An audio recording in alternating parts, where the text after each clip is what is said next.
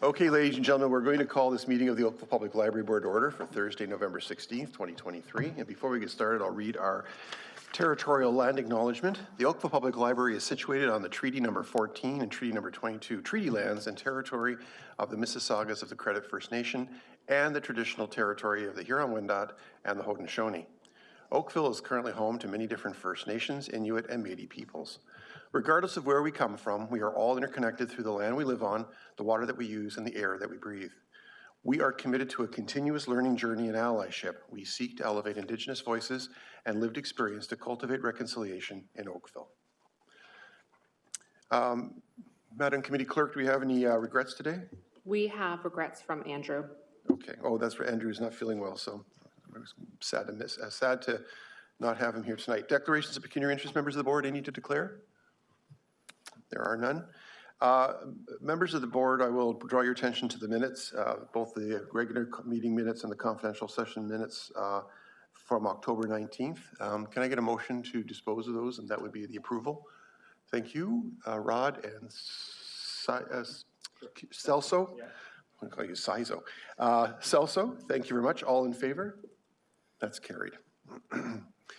Members of the board, we have a number of consent items, 3 to be exact. Does anybody wish to separate any of those, or are you prepared to move the recommendations? Yes. Can I separate 5.3? 5.3. Anybody else? Okay, so let's do 5.3 then. It's separated by Meredith. So go ahead and ask your questions, please. Okay. Just 2 quick questions. The first was about the event attendance KPI, and I was curious, I saw that there was a decline in event attendance, and if that was because events were less popular or because we were simply holding fewer events. So we're hosting less. We hosted less this year. We are in conversations about how to bring some of them back for next year. One of them being, Evening for Book Lovers. We've been getting a lot of requests for, and some of those adult events. We haven't been hosting the last number of years, but we're looking to bring them back for next year. And then I had one other question, and that's on page 6 and the breakout of the age group. And I just wanted to ask, because I'm noticing a lot of the town's rec and culture are doing a lot of promotion specifically for older adults. There's older adults guides and centers and lots of promotion around this. Whereas here, everything is grouped, just adults are just adults. And I was just wondering if there's value in having targeting programming and tracking the older adult participation, just to, if there's value in aligning with, because I'm noticing that the rec and culture seems to have that as a community engagement target focus area. Yeah, no, so we can absolutely do that. I'll just flag one of the challenges that we have. We can do that where we're doing programs specifically targeted to older adults, but we won't be able to count where older adults attend adult programming because we don't necessarily track people by their age. So if they're participating in an adult book club, won't do that. But we are looking to host older adult workshops next year. That's part of our conversation, so that'll be specific. So we can introduce that. Yeah. I wasn't sure if that was part of the plans, is to target older adults specifically with some of the program offerings. Yeah. We used to separate it out, and then we stopped mostly because even when we were hosting our older adult sessions, we would host them in the afternoon, but some of them would be housing for older adults and sometimes there's a lot of variety in the term older adults. So we would have 40-somethings come to learn about how to help their parents, but we'd also have 60-somethings come to about how to help their parents, right? So it was really hard to be very consistent about who was attending, but we can add in where we're having programs that are primarily targeted at older adults, even though there might be attendance by those where those topics are just of interest, if that makes sense. Yeah, okay. Yeah, for sure. Yep. And just recognizing the shifting demographics Absolutely. of our community and the need to kind of engage that. Okay. Yep. Thanks, Meredith. Anything further? Yes, Ray. Thank you, Mr. Chair. I think a little more clarification would be I guess, to be put together here with respect to culture, recreation culture, and the library when it comes to older adults. Colleen's here, and Colleen could probably give you a little bit more definitive with respect to why we have older adults, because we've always segment that out as our population for our recreation delivery. We have rec centers that are solely for seniors and older adults. But Colleen, do you have any comment on that? Thank you.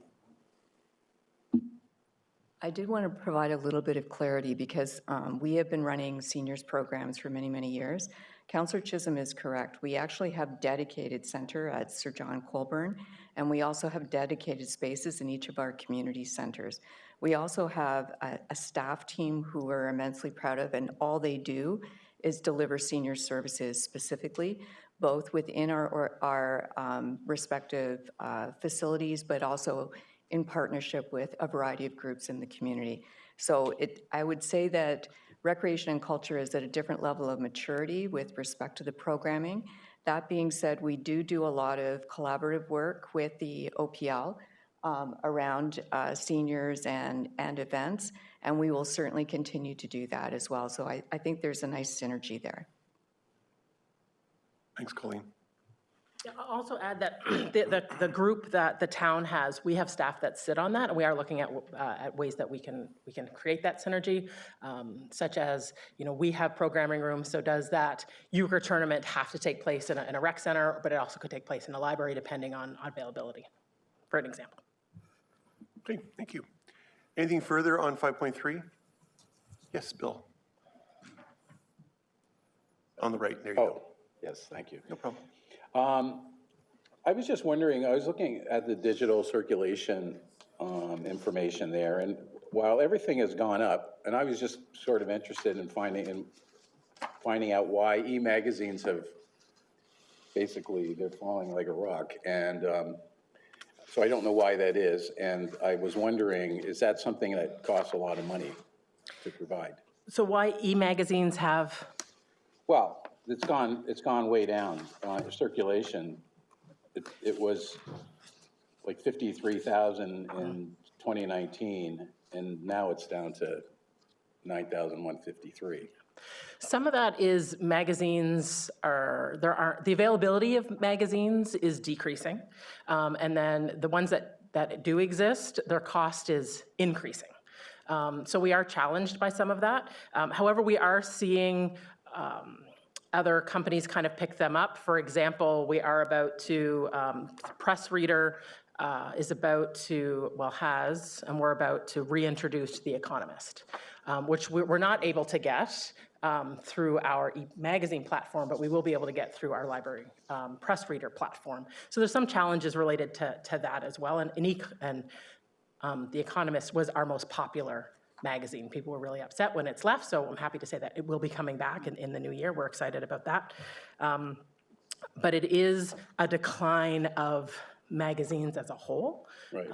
That's definitely been influencing just the availability of them. Right. So does that include the Consumer Reports? I don't know if it's a magazine, but because I love that. I always use that, and I wonder if more people do, because that's really a cool thing, and usually you have to pay pretty good money for something like that. I'll have to clarify whether or not we include Consumer Reports in that metric, because Consumer Reports, e-magazines, that's Flipster, is the platform that we use, but Consumer Reports isn't in that. We have a separate database, so it may be under databases, so I can clarify where Consumer Reports sits. It is an extremely popular database, but I think we include it in databases because you can access all of the magazines, like when you're searching for a refrigerator, it searches all of them, versus the magazine, which is just basically a visualization of the physical magazine. Right.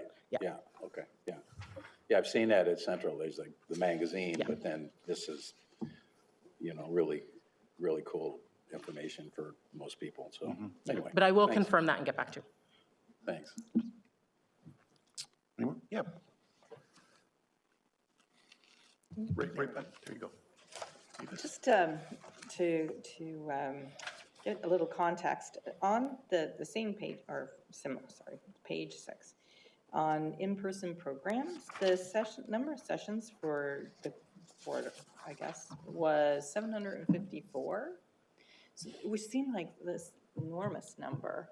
So do we run programs like about across all branches, almost one a day? So we run programs multiple times a day at all Okay, branches. so that's why the numbers. We run children's story time. For example, sometimes at least one children's story time is available at a branch every day. But Iroquois Ridge will run two back to back, I think 3 days a week. So there's always programs on every day of the week at all our branches, except for Clearview. Thank you. Thanks, Avis. Anybody else? Okay, Meredith, since you separated 5.3, do you mind moving the three recommendations, 5.1, 5.2, and 5.3? And just for the sake of the record, those recommendations are simply to receive the information. Can I get a seconder for that, please? Thank you very much, Rebecca. All in favor? That's carried. Okay, we're moving on to, we don't have any confidential consent items, and we're going to move on to our discussion items. We have several of them. Tara, I just wanted to ask, I just realized that there's, and I probably should have flagged this, but the budget matter that we dealt with the newspapers, that was a straw vote, and we should have, I don't see it here. It isn't here, Okay. yes. No, I missed that. Maybe could we can we- take a break a little bit and Yeah, we'll let's draft take a a, motion. we'll take Yeah. a No, stretch apologies break. for that. Yeah, and we can, because it's not going to take much No, writing, but we should have that done before the budget's formally approved. yeah, no apologies. Okay, no problem. Okay, 7.1, comprehensive financial report at September 30th, 2023. So what you have before you is just an updated status for where we project our surplus to be at the end of the year. It has decreased since the June 30th by roughly $20,000. Our surplus overall this year is primarily being driven by gapping. We've been doing a reorganization as part of the collections department, as well as in the 2023 budget, we received new technology positions. Those have just entirely been filled in the past month, as well as the vacant director of customer experience position is really the key driver behind that surplus.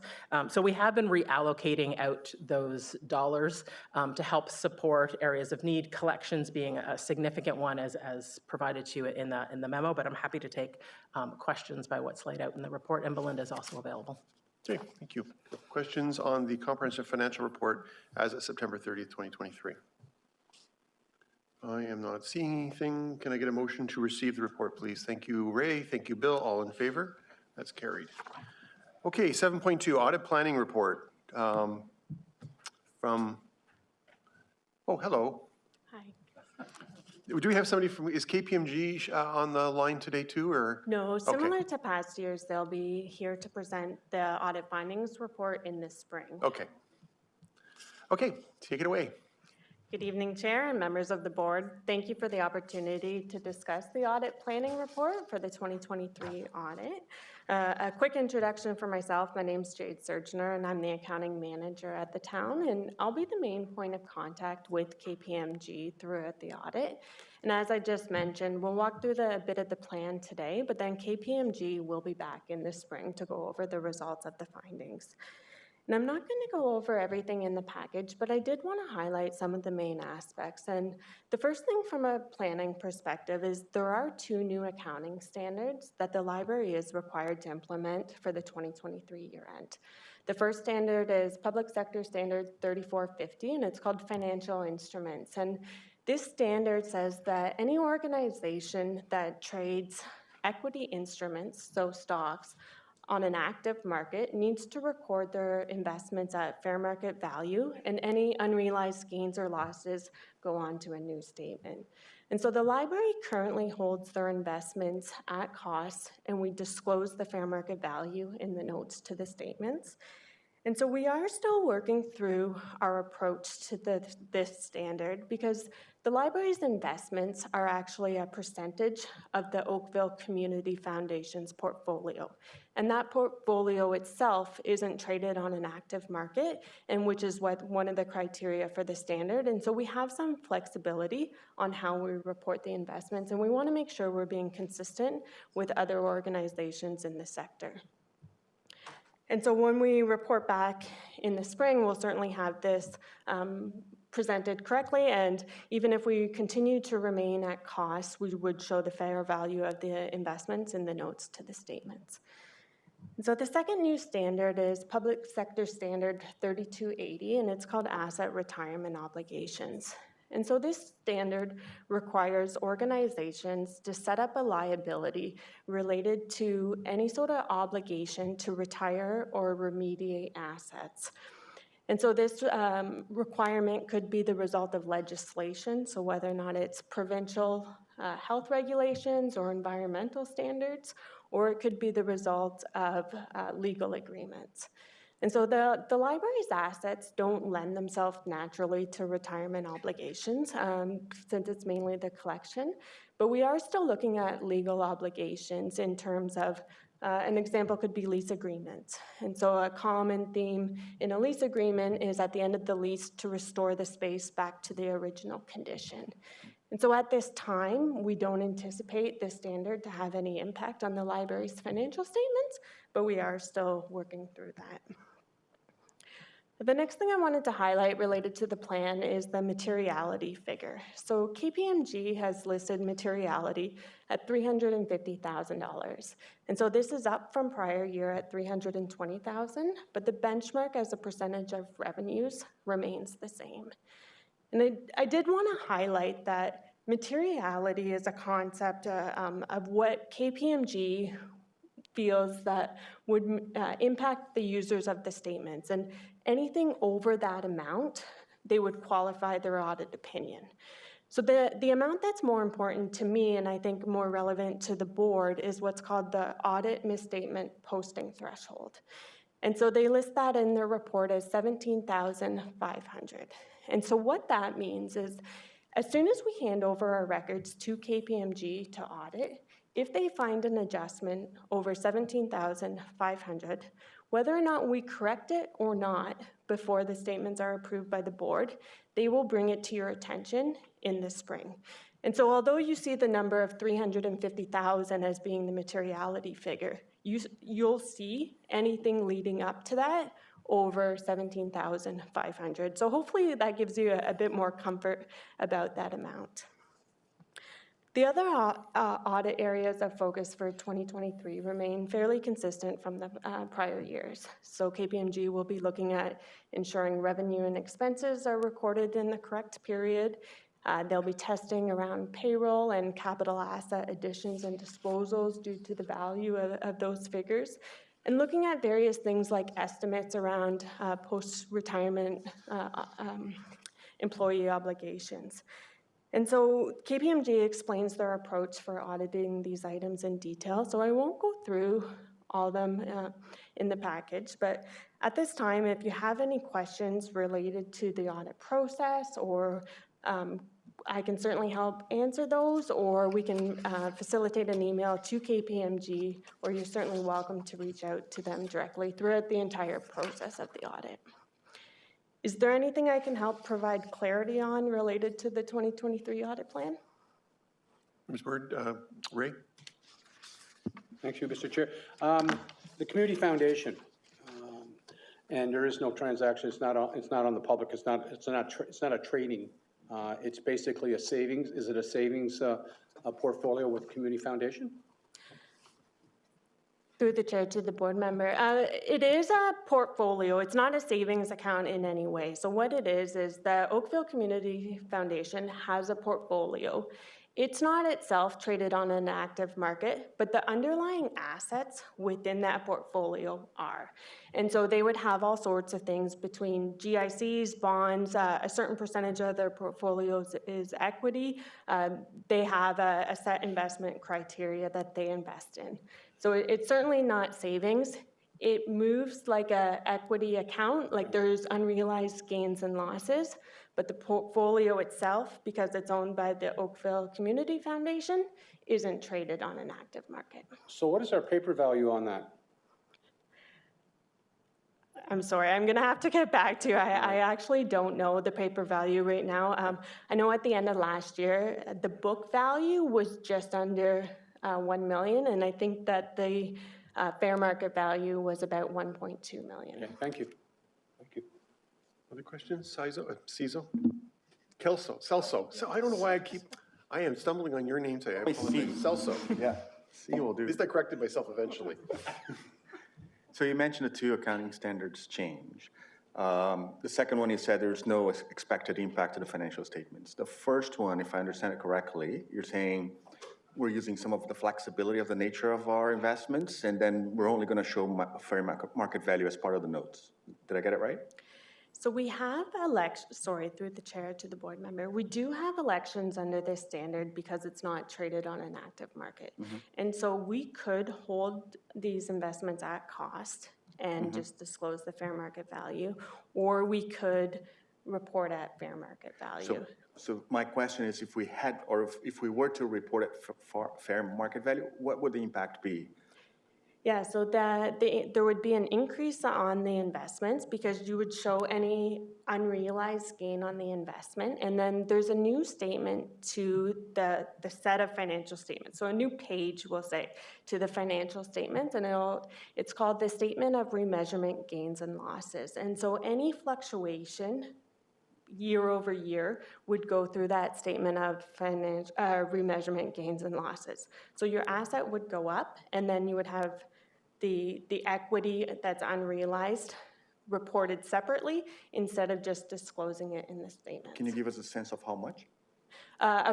So as of last year, it was approximately 200,000. Thank you. Thanks, Celso. Anything further? Okay, Jade, I have a question for you. I assume that under our bylaws, I should know this, but I'm just asking for clarification, that the board serves as the audit committee as well, for the sake of legal purposes.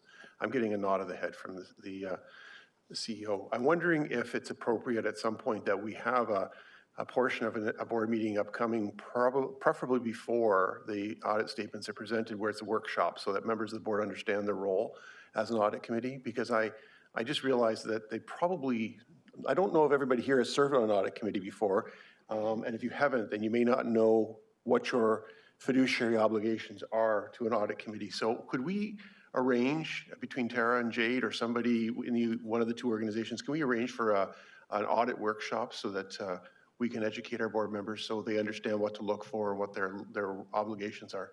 Because there are some fairly significant obligations on the part of an audit committee when reviewing statements. Not that we've ever had a problem, but I think it's a good practice to get into. As part of that, we could also invite the Oakville Community Foundation to come and give a presentation, because they've done that previously to the board, just to go over how they invest and the investment that we make with them, just to understand, because it is $1 million, but it's broken up into 3 or 4 different types of pieces. So we could do that as well. You actually read my mind, because my next question was going to be, could we also arrange for a presentation from the CFO, because I don't think we've had that for a while. No, you're right, yeah. See, just a bit of history, a long time ago, when I was a little board member, we used to have a separate finance committee, and the separate finance committee served as the audit committee, and they took on that responsibility. But we've dissolved the standing committees over the years, thankfully. But I don't know that we've ever picked up that extra responsibility. So, yeah, if you could organize that, I think that would be great. Yep, Jade and I can do that. That's great. One last call for questions on this particular agenda item, 7.2. I see none. Can I get a motion to receive the audit planning report? Thank you very much. Ava, seconded by. Thank you very much, Rebecca. All in favor? That's carried. I figure if I say your names every single time, I will stop slaughtering them.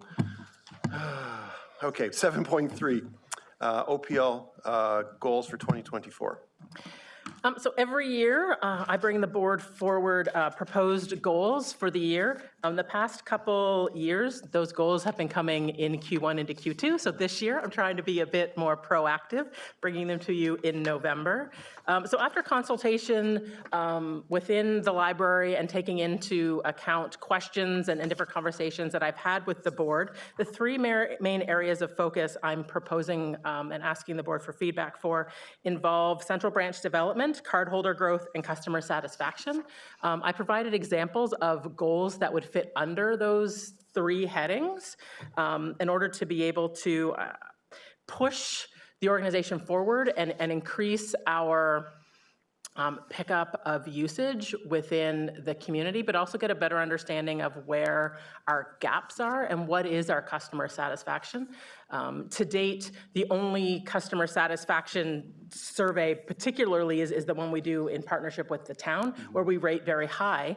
But we've done numerous surveys through the years. We did one back in 2018 through Environics. And then we did the surveys that we did as part of the strategic plan. But I would like to introduce a customer satisfaction survey that we could do ongoing to really understand that, okay, these are our goals this year, or how are we hitting them when it comes to actual users? And how are they feeling, and where are the gaps? That's something that I think is missing. Also continue our cardholder growth. We did take a dip during COVID. We are seeing some recovery, which is great. But to me, we're seeing our active cardholders and our new cardholders are keeping us roughly stable. So how can we establish stronger relationships with our active cardholders to grow that and continue to grow? So that's something that I think we should focus on. And next year, one of our major focuses will be the central branch. Both a potential fundraising campaign, as well as community consultation and understanding, because the central branch sits in Ward 3, but serves the entire community. So how do we get a better sense of what that should be? So happy to take feedback or thoughts on any of those goals for the organization next year. Thank you. Rebecca. Right-hand side. There you go. First of all, I love the CCC of your goals. Oh. I would think, though, that cardholder numbers would be part of customer satisfaction, like almost like a metric that you could use to gauge customer satisfaction a little bit. And then I just wondered if your other C, if you were going to move that, would be something more like community focused. I loved, like, all this year, like since I've been a part of the board, you talked a lot about how the library was really anxious to like get out of some of the locations and to the community. And I just loved like that spirit that you talked about. And so just wondered if that would be a continued goal for the library in general. And then, so then it would be like central branch, and that's like the location, and then getting out into the community a bit more, and then customer satisfaction, which one of the metrics would be like cardholder growth. So anyways, Okay. It wasn't a question. It was a thought. So so central branch development and then customer satisfaction, but move the goals from cardholder growth under customer satisfaction, and then maybe add in something related to community outreach or increasing outreach opportunities outside. And like your community relationships that you're building, like we heard from so many like of the community partners that you have, and I love that, like getting out of some of the branches and to the where people are, like the bookmobiles and like things like that. Yep. And just growing like under there as well, growing the services that the library offers. I think that's like, you know, from not just borrowing books, but like borrowing things, and all of those things are so much more like about the community than just that. Thanks. Thanks, Rebecca. Sorry for not having a question. Well, I can give you a little tip. As a long-serving parliamentarian, let me tell you the tip. If you want to make a statement, you end it with, "And what is your opinion on this?" Or "What do you think of that?" Or "Can you comment on this?" Okay. Can you? That's the way you keep yourself from getting ruled out of order. Okay, Celso. Not that I would ever do that to you, but anyway. Do that for Bill. It was me, right? Yeah. Yes, Celso, yeah. So for 2023, did a lot of work in DEI. Yes. So the question is, in a lot of good groundwork, I wonder if you feel that that work is complete, or that should still be an area of focus for 2024? Oh, it should definitely continue to be a focus for area in 2023. And one of the things that in the next report we talk about, because really the DEI strategic framework was almost like a target setting activity, right? So a lot of the things, we first introduced it this year. So figuring out, okay, what are our targets? What are the things that we need to introduce? And then how do we track them year over year to see those increases, and what tweaks do we need to make? So I did take it out. I can happy to put it back in and update it for what we're planning on doing next year to continue to build, because this really was our first framework and okay, what were the key questions? And we have seen some successes with that, but it's not a one and done by any sense. Okay. Thanks, so further? Meredith? Is it okay to ask 2 questions? Sure. Okay, so But not a 3. And not none.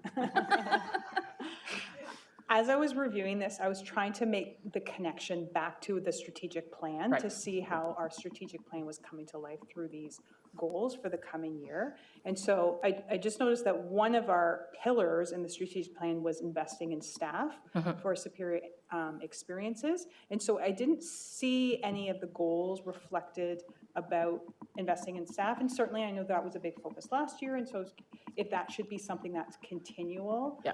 reflected through the goals or not?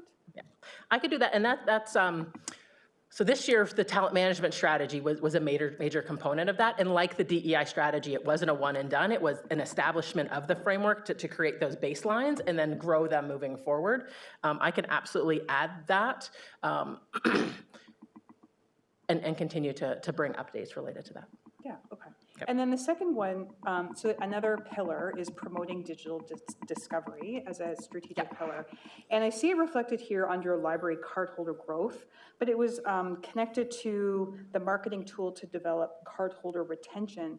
And I didn't see how that specifically related to promoting digital discovery. And so I'm wondering if you could clarify. Yeah, so our vision for the new marketing tool, because right now we use Constant Contact, and then the new tool will actually integrate fully with our integrated library system, which gives us a much more robust tool to be able to track. So what we're looking to do is almost create initially a really strong onboarding package. So somebody gets an OPL library card, you know, they get all the information that they get in branch, but they also get a welcome email. And then 3 days later, we're gonna sort out some of the timelines. They get another email just to make sure that because if you come in and you're like, okay, you know, I want to do a plumbing project. Oh, I bet the library has some great plumbing books. I'm going to go in and borrow it. And then it's a one and done, and I don't think about the library again. How do we make sure that when somebody gets a library card, they understand the depth and breadth of what's available to them, including our online? Because people will still remain surprised when we talk about Hoopla, when we talk about, library press display. So how can we use this tool as part of an onboarding as well as our active users and being like, hey, haven't seen you in the library for the past couple months. Did you know that we have these? So using that as an aspect to kind of do discovery about what we have, and digital is a particular focus because then it's an instantaneous piece. Right? Because somebody's be like, oh, Hoopla, I can check that out right now. Right. Versus something that they have to like, oh, I need to remember to go into the branch in order to kind of see it. So it's a combination of both is what we're working on. So that's how that relates. Okay. And the way you explain it, it makes that connection. I think the way it reads is it's a digital marketing, whereas I think the spirit of the pillar is about promoting digital literacy. Okay. So I can flesh that out to make it a bit clearer. Thanks, Meredith. Was that 2? Oh, okay. Anything further? Any further questions or comments? Okay, so the motion is to receive the 2024 goals for feedback. Can I get that motion, please? Thank you, Meredith and Rebecca. All in favor? That's carried. Was that sufficient feedback for you? It is, yes. Okay, Thank you. great. Okay. Okay, so we're moving along to 7.4, which is the 2023 CEO goals. And you'll find that on page 64 of your agenda package. So just providing updates about where we are with this year's OPL goals.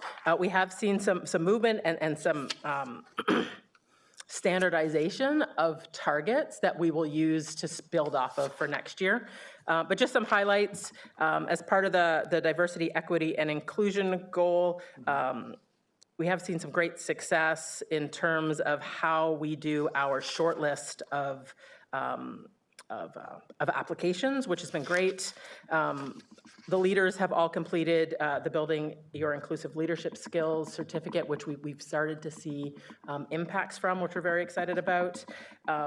Our Diversity, Equity, and Inclusion Employee Resource Group are very eager and excited and continue to do really great work. And we're looking forward, now that they've got almost a year under their belt, to really take some of the initiatives that they're looking for forward into next year.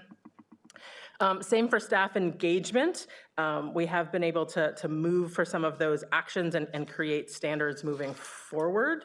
One of the items that I did want to flag for you is under library cardholder growth, where we have paused that goal and will likely not realize it we're not going to realize it for this year. And that's mostly because as we went to pull the data to determine households, we realized that our data was bad. And so staff have, for the past 4 months, had to go in and manually update tens of thousands of records. We do have a practice in place that should prevent that from happening moving forward, and we are exploring online options to like a Canada Post check before it even gets entered. But we've also flagged that through this process that the information that we receive from the school boards is also causing issues because we import all the student records at the beginning of the year, and the way they enter our system doesn't allow us to pull it as easily. So we are working with them on alleviating or correcting or trying to find a correlation between how we pull that data in, which will hopefully allow us to have a clean pull next year. It was a good learning experience. Imagine. Questions, comments? Celso? Question is on talent management. Piece. One of the objectives is planning, and he talked about identifying skills gaps. And then the resolution for that was hours were booked, right? The training hours were booked and executed, presumably. Do you believe that the training hours that were executed addressed the skill gaps that were identified? What's that? I was going to say, I think we're still trying to determine whether or not there are still skill gaps. I know that we've addressed some of them. Do I think we've addressed all of them? I don't think so.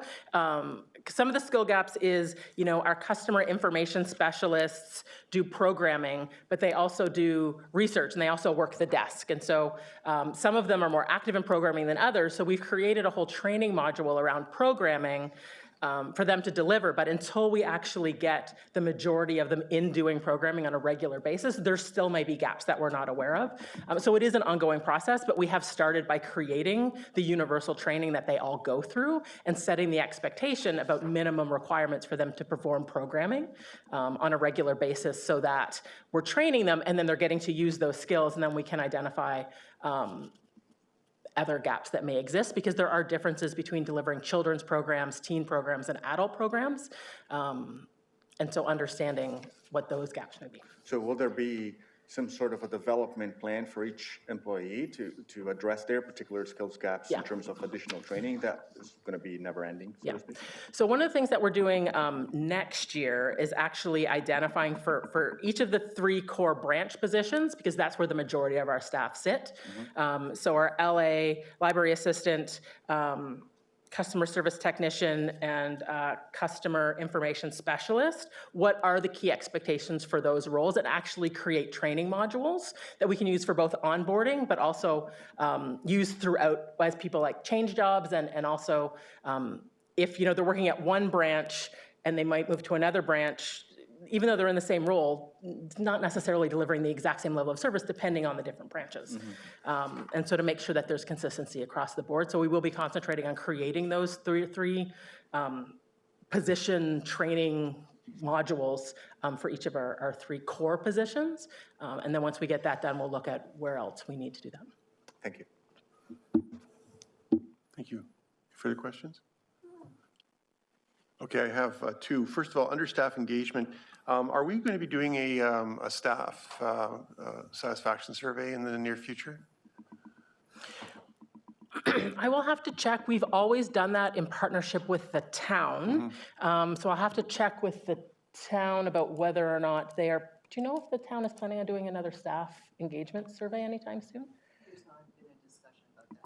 So Colleen and I will discuss, but currently there isn't one, but I can follow up to see whether or not they are planning on Do we recall when the last one was?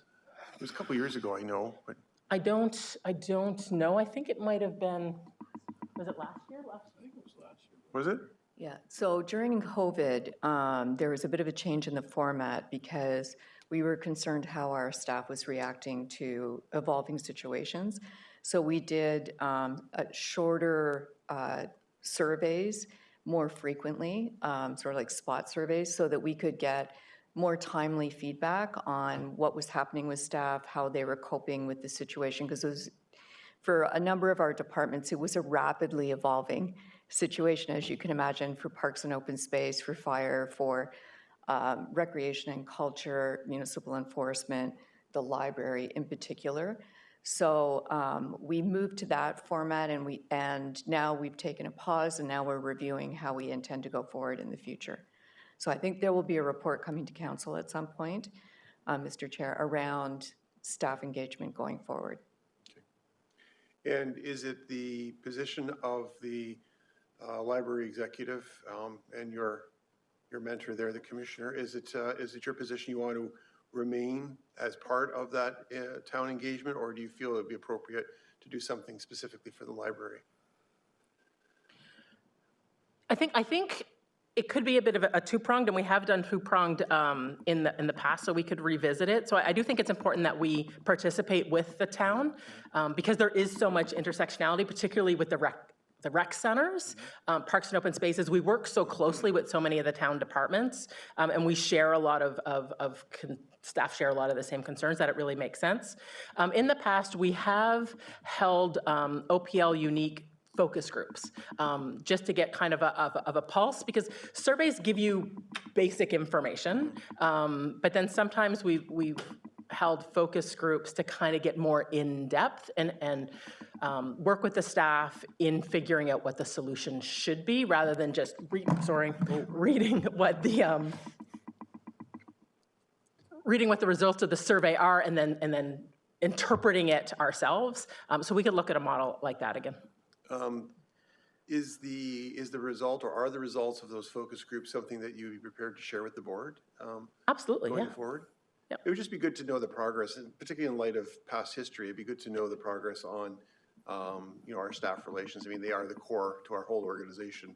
Yep. I think the board would benefit from hearing some feedback from them. So any kind of reporting, I think, would be very useful. Yeah, we can plan to do that maybe in the first 2 quarters of 2024, and then bring a report comparing it to the last time we did it, which I can't remember off the hand, but it's been in the last 4 years, so it could be a good approximation. Terrific, thank you. And the second thing is on the partnership. So I see it's in progress, and you're making some really good progress. I see some of those initiatives are really very cool. It was great to see how involved the library was with RibFest last year, for example, and I think a good time was had by all.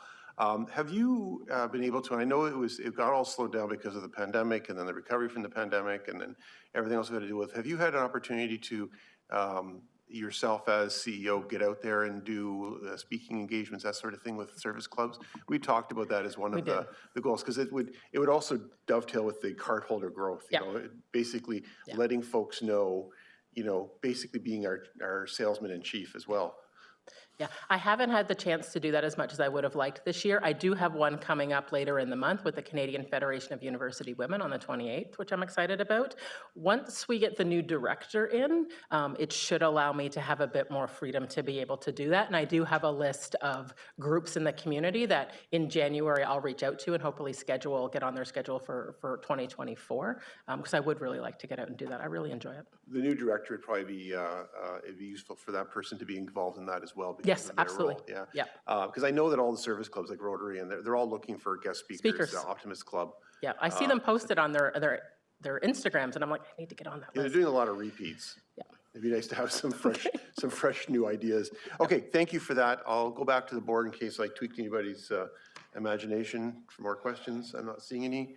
Okay, the proper motion here is the recommendation that 2024 goals be received for feedback. Oh no, that's the wrong one.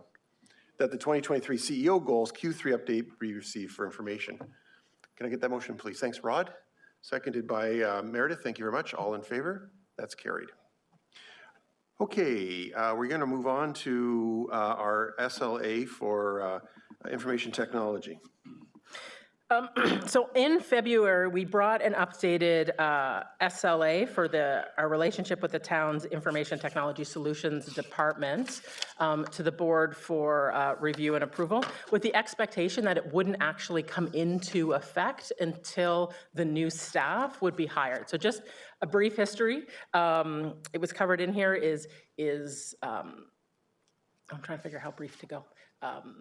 So traditionally, for the past 4 or 5, 6, 7 years, ITS at the town has primarily been our primary support for ITS.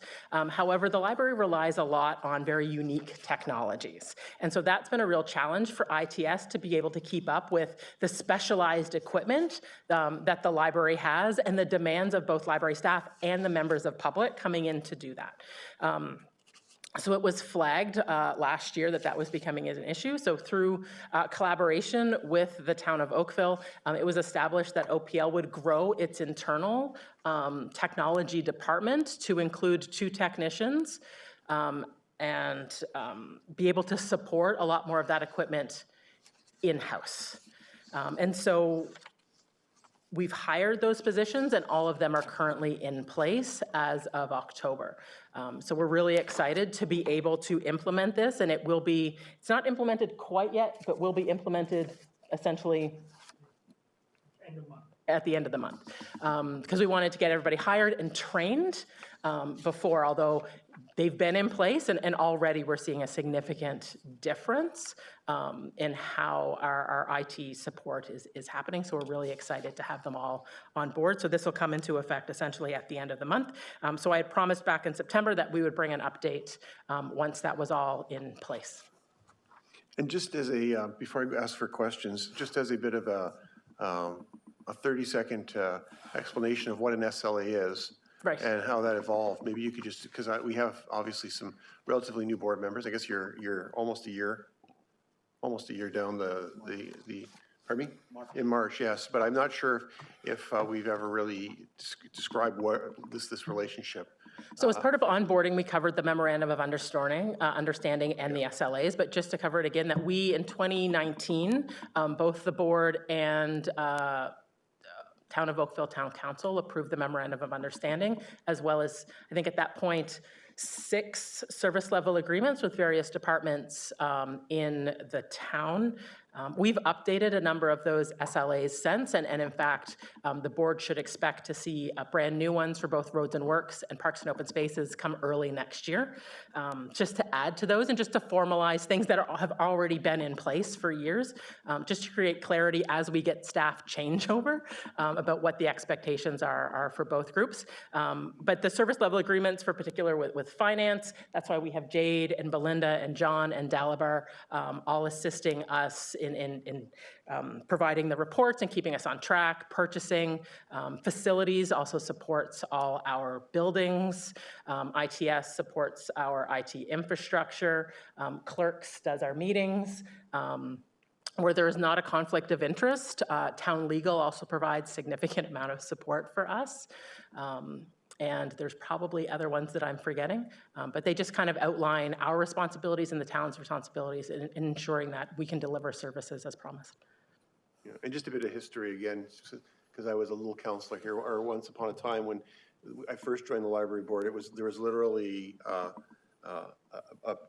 head of each department, similar in each, like a head of IT in the town, a head of IT or ITS, whatever we're calling it these days, at the library.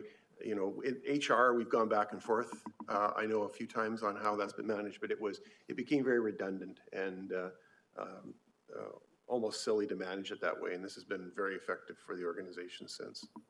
Ray, did I see your hand pop up? No, I think it's been covered basically in the relationship we have with the town. It's a very close relationship. It's you know, and not to take anything away from the library, but it's a department of the town as far as I look at it and how it operates now. And we need those synergies in place to support the library in its endeavor to move forward. In some history, way back when I was... Even before me. Even before Jeff, The libraries were a standalone operation, and they did struggle. And the town and the library got together and said, you know, we need help.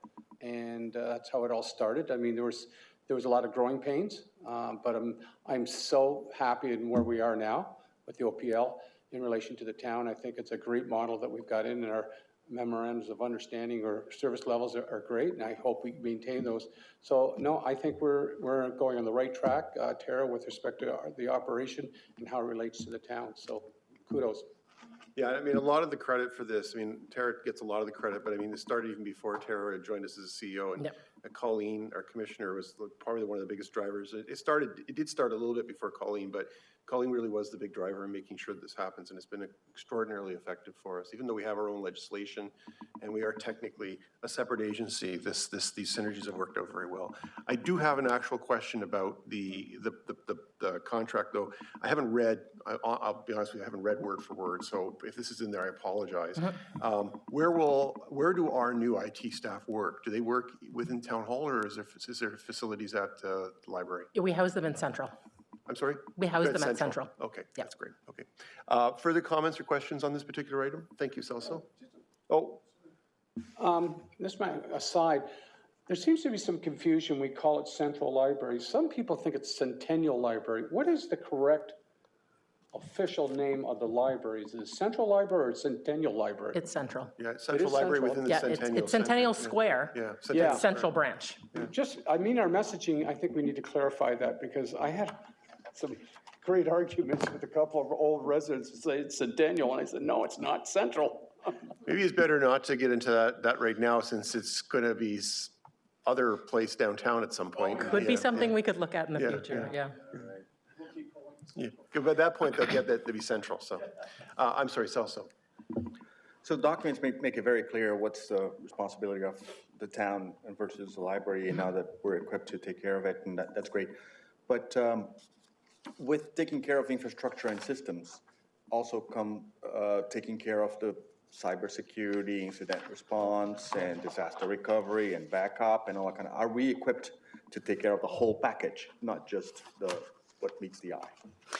Yeah, so ITS still continues to do essentially our infrastructure. So cybersecurity still fits under them, and in fact, the town has been growing their cybersecurity department. I think there's a whole department now, because I keep seeing announcements that people have been hired to support that, and we are part of that aspect. And because we host inside, and where we host outside, they consult and they review specs of services, just to make sure, because a lot of times we'll go out, library press display is a great example, like those are third parties, but they need to connect into our ILS, which is housed with the town. So that is something that they help monitor and put the firewalls and the DMZ and all of that in place. So our unique equipment, the scanners, I listed a few here, self-checkouts and things like that, which is the part we're taking care of now. Yes. I believe they're on a separate network, not taken care of by the town, No, they are taken care of by the town. The way we kind of look at it internally is anything that comes out of a wall is ours, and anything on the other side of the wall is theirs. So our self-checks, we take care of the machine, but once it plugs into the internet, that becomes the town. So how it connects into our ILS and how it connects out into vendors from that piece, that is all covered under the town, whereas anything to the physical machine is managed by us. So, and maybe the self-checkout is a bad example, but if there's a breach through that particular device, is it the town's responsibility to deal with that, or is it OPL's? I think it's a partnership between the two. I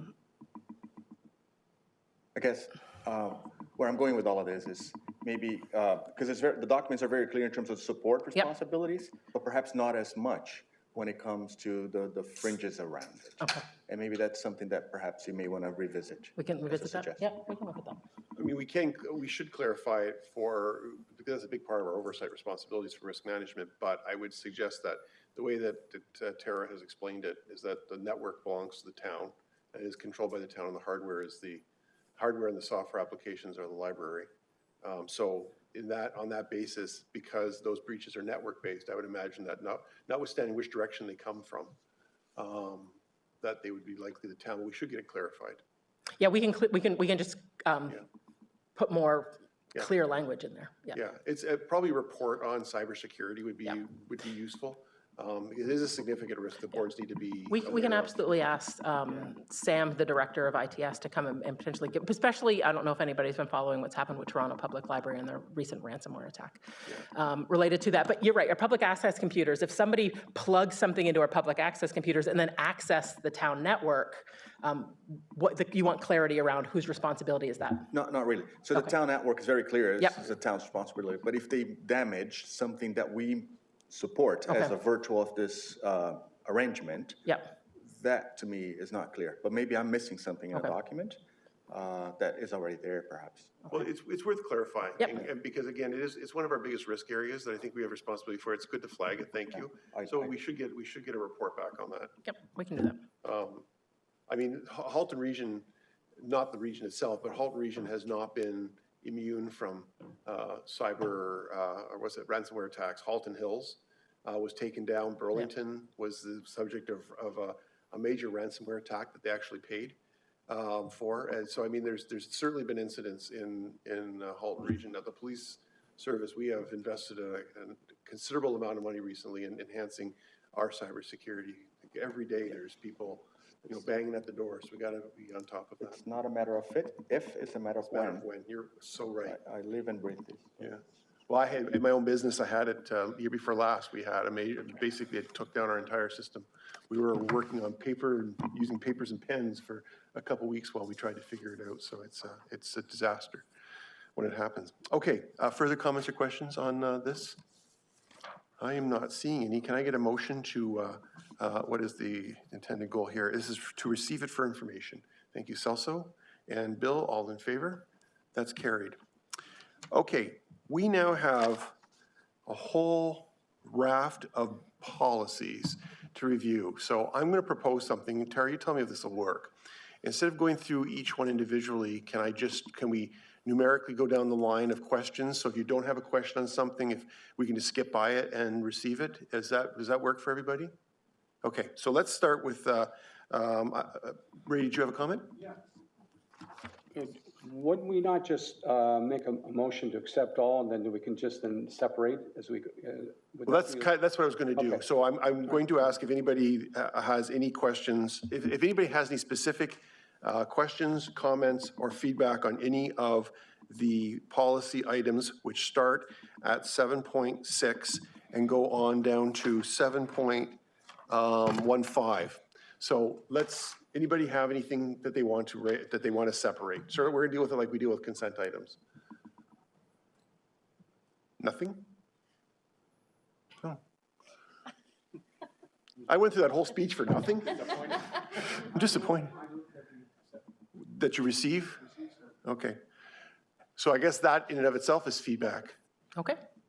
Well, the board committee did the majority. Yes, that's true. They did most of the work for us. Yeah. Oh, they did all the work for us. Yeah. Who's the chair of that committee? Rod? Oh, well done, Rod. Well, thank you, Chair Jeff, and I'd just like to thank, in alphabetical order, the committee that was Andrew, Bill, and Celso, and also Jeannie, who did a lot of research from other places, Burlington, Toronto, and the OLSs, amongst others, and of course, Tara, who worked especially hard on everything, and including the risk management one, which we had to find the information from the town for. Good. The only comment I have is I've always found that the 7.12 policy is a weird name. The purpose of board policy. It's such a weird name for a policy, but you know what? We've had it for years, so. Yeah, it's kind of a meaning of life policy, which of course we know is 42. For all the Douglas Adams fans. Okay, so Ray, you're moving the receipt of all of the policy reports? Receiving 7.6 right to 7.15. Okay, is there a seconder to that omnibus motion? Thank you. Let Rod do that, and I'll call again for questions or comments. All in favor? That's carried. You have just effectively shortened this meeting by about 3 days. Okay, that leads us to the CEO update. Okay. That's some mighty fancy chairing of a meeting, I'll tell you right now. I was going to Earning my group them pay. into one report, and I was like, it's too big a report, but I should have just done it. I'll know for next time. So CEO update, November 16th. So just to reiterate our summer reading success story, we're just really, really proud of what we were able to accomplish this year. We saw a 181 increase from 2022, and we're really excited to where we can take that into 2024. We're already starting to think about ideas about how to grow that. We will be continuing with the TD Summer Reading Club, which we brought back for the first time this year after being away from it for a number of years. And we think that definitely does help relate, because TD does a great job of nationally publicizing that program, and it's recognizable to a lot of people. We had some really great Remembrance Day programming this year. We had Oakville Flower, the history of the HMCS Oakville. We also had basics of hand sewing, where people got to make handmade poppies for themselves. Can I pause you there for a second? Yeah. So I just wanted to tell you how much I appreciate this year. You know that we had some concerns from the community that the library was not paying due attention to Remembrance Day, and they were, but there was a perception that there wasn't. But you folks have done yeoman service at truly embracing this year. I was so proud to see all the social media and all the activities this year for Remembrance Day. So thank you for that. Yeah, no, it was really helpful when people reached out to us, and we realized we were doing it, but we weren't necessarily advertising it the way we should have been. I think we were just taking it for granted. Yeah, but well done to the whole team for that. Thank you for that. Thank you. So new collections, speaking of new things to our library of things, we are introducing CO2 monitors. This has been a request from the community for the past year or so. So they will be launching next week. They'll be able to check out carbon dioxide monitors in order to be able to measure within their house for that. So we're excited to get that out. November is Children's Grief Awareness Month, and we do partner with Oakville's Lighthouse for Grieving Children and Families. They create an art project, which is reflected in a story walk, which reflects a book that was written by an author from Oakville about the death of her husband and the impact on her family, as well as art installations at IR and GA Branch. And I will forward a news story to the board tomorrow, where both Iroquois Ridge and Glen Abbey are featured for being part of this project. So we have two in conversation with series coming up over the next couple of weeks. Next Wednesday, we have Ann Michaels, and then Peter Second, we're very excited to have Peter Mainsbridge coming with his new book, How Canada Works. What's the date for Peter Mansbridge? December 2nd, it's a Saturday. I'm sorry? December 2nd. December 2nd, okay. Yeah. Somebody needs to tell us. We do have our last Friends of the Library book sale coming up next week at Central Branch. So if you're looking to stock up on books to take you through your Christmas vacation, feel free to stop by. These have been extremely popular this year. We're really excited to see the community response. And now we host them 4 times a year, whereas we used to be previously just twice a year. So, Can you share how much we make with those for the board? in total?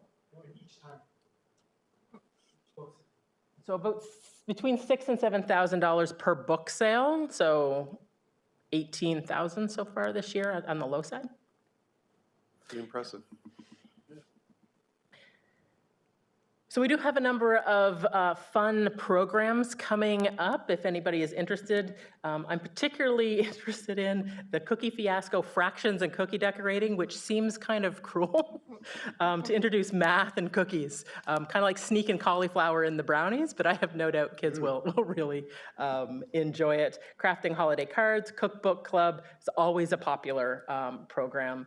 And then we're excited to get the laser cutter back out and do some other kind of programming that allows people to create and be inspired. And as the board knows, OPL is participating in the Santa Claus Parade for the first time in quite a while on Saturday. So there are a number of you who are going to participate, and I thank you for that. If anybody else is interested, just let us know. We're excited to participate in that this year and hopefully for years to come.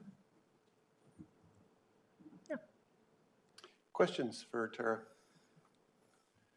I have one suggestion.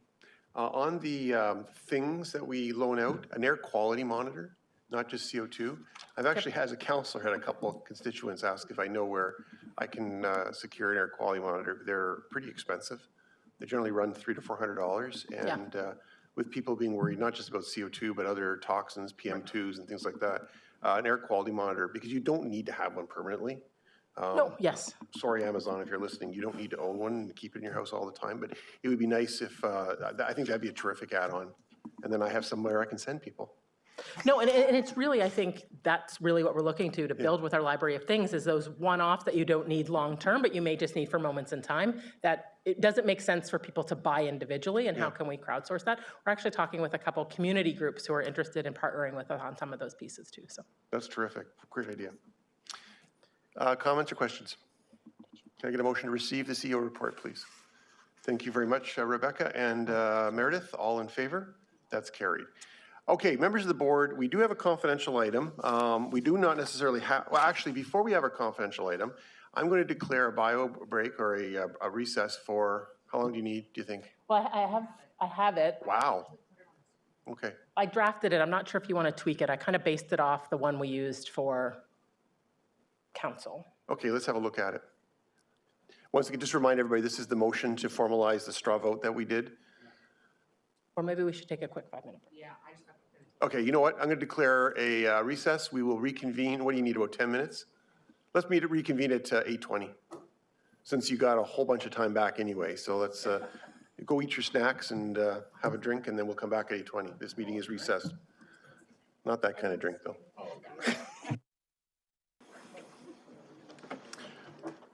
Okay, members of the board, it's 8:20, and I'm reconvening this meeting of the Oakville Public Library Board. I mentioned as we were going into the recess that we have a confidential discussion item.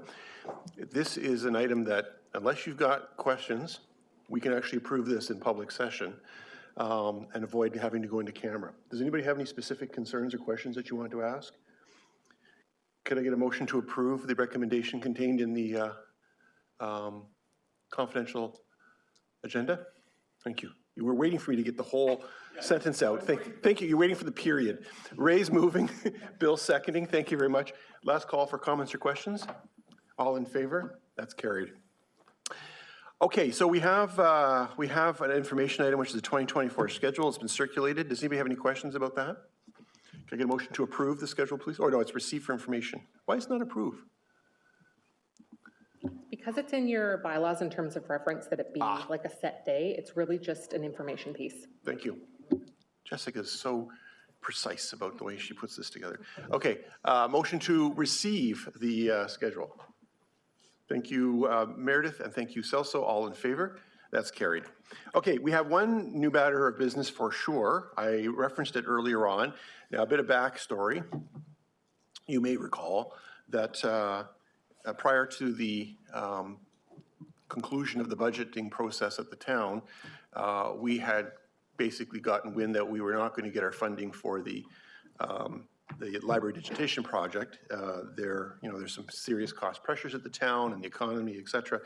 So in conversation with Tara, the idea came up of a compromise, and between finance staff and Colleen and Tara and everybody else that was involved, we were able to come up with a plan where we would ask the town for $100,000 to come out of capital instead of out of operating, which helped with the pressures in the capital budget, which means, the operating budget, which means in capital to come out of reserves, and that we would use $200,000 from our fundraising that the library has been very effective at over the years. So that was an idea that came up.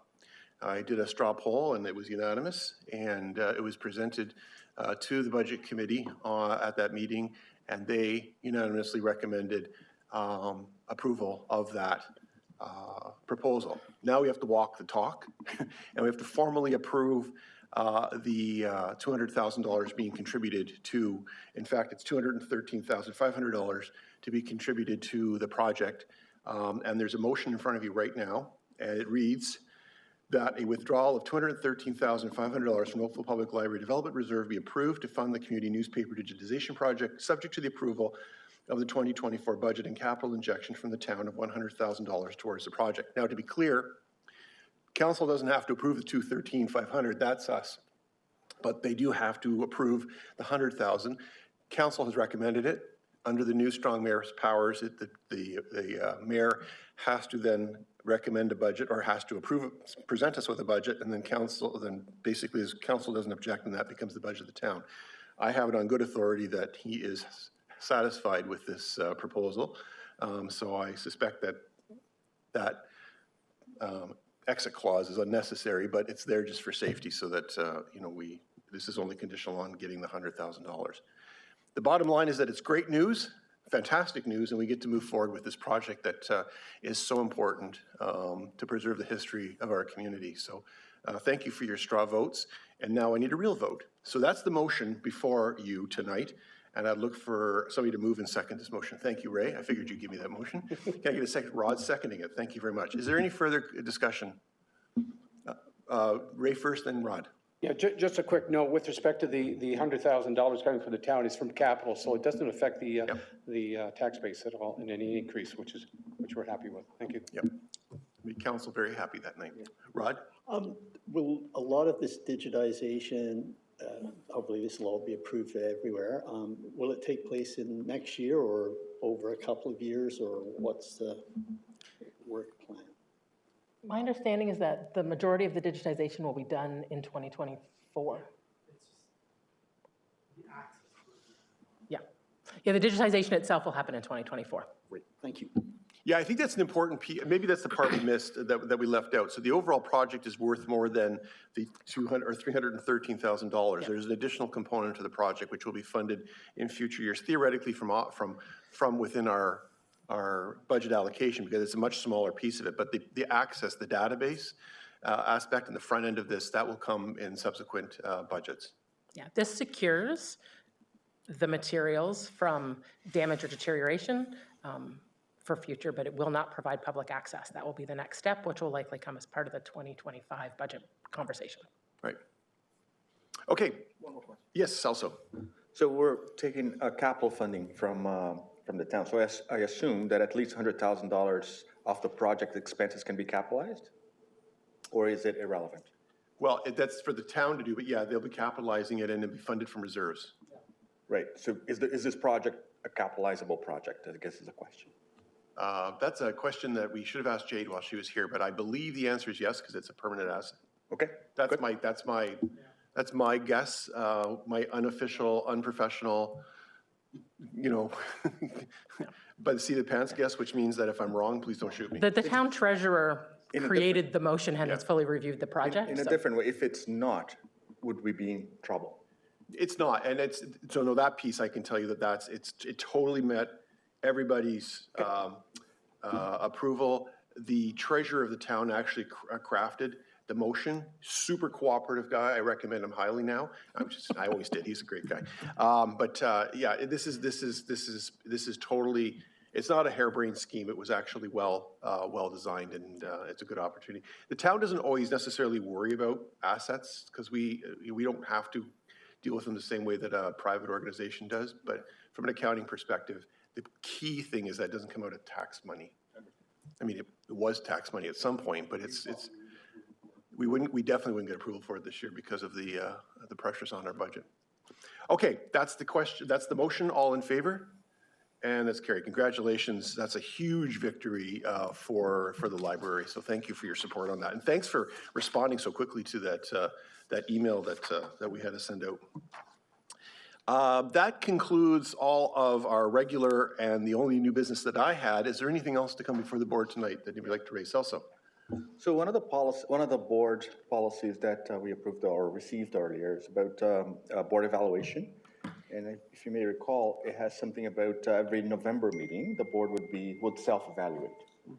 I think, well, the question ahead of us is, are we going to do it this meeting the first time or next year the first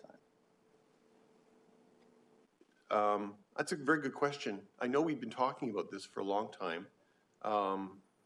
Anybody have any thoughts on this? Rod? Our committee did discuss that, and we thought that, everybody got these items a week ahead of this meeting, and it's best, given evaluation hasn't been going on all these years, that now that we've got the document approved, we can do it next year. The evaluation would then be in November 2024. And we also said that we could add it to the key agenda items sort of spreadsheet that we get so that we hopefully don't forget to do it in November. So we think better to wait. Is that satisfactory? Okay. Okay, so that is that piece of business. One of the practices that I've been taking on in other board responsibilities I have, and has been working really well, is actually that the chair asks the question at the conclusion of each meeting before we go home, and simply ask the question, how do you feel today's meeting went? Were you heard? Do you have any comments that you were unable to provide during the meeting, or anything else to add to for the betterment of board proceedings? So that's not exactly the way I word it, but anyway, that's effectively the intent, and I'll word that better going forward. So does anybody have any feedback on the conduct of today's meeting? Are you satisfied with the level of participation that you were able to contribute? And do you have anything that maybe got left on the cutting room floor, as they say? I'm not seeing anything, so I think that's a 5-star meeting. That's great. And I do have one piece of business that we forgot about. In confidential, there's actually 2 reports. We just approved 8.1. I need a motion to approve 8.2 as well. Ray, thank you. Is there a seconder to that? Thank you, Celso. All in favor? That's carried. Thank you. Nobody wanted to go on camera on that, I assume, right? I didn't jump the gun?